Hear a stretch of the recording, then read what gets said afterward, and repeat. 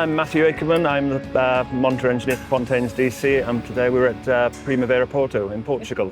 I've been on dLive since 2019 with this band. Next week I do my 500th show, which is quite something. I signed up for 6 years ago, and here I am. First thing is the reliability. I've done 500 shows, I've not had a single problem with it. And when your touring schedule is this crazy, reliability is dead important, and it's never caused a problem, not once. We're about 130 shows in today, to this album campaign, and I've utilised quite a lot of the new version 2 features. The reverb's been a big one for me. A lot of reverbs in desks can sound unnatural, and this one just adds a bit of space and depth to Grian's vocal without sounding unnatural and unforced. Also, I'm using a lot of the actions. I've got things like one for my talkback, so we got, during sound checks, all the crew and myself, we can talk to the band, we can communicate both ways. Then I'll take it out of show mode, and just crew can communicate with one another without the band having to hear it. Got another one then which brings in and takes out high-pass filters on my guitars. So I've got, for Carlos, the stage left guitarist, we've got 4 channels of guitar. So some songs he likes it wide open and big. Other songs I'll high-pass it to about 200. So I've just got one key I hit in just to bring in that filter on every channel, and keeps him happy.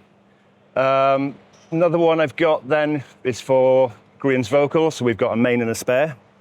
So I just hit that key to just change the input from the main and spare. It does tend to break some mics by dropping them, and that just keeps me covered just with one hit of a button. So I'm also using the amping cab distortion on, we have 2 acoustic lines, one for Grian the singer, one for Chili, who's the session player at the back of the stage.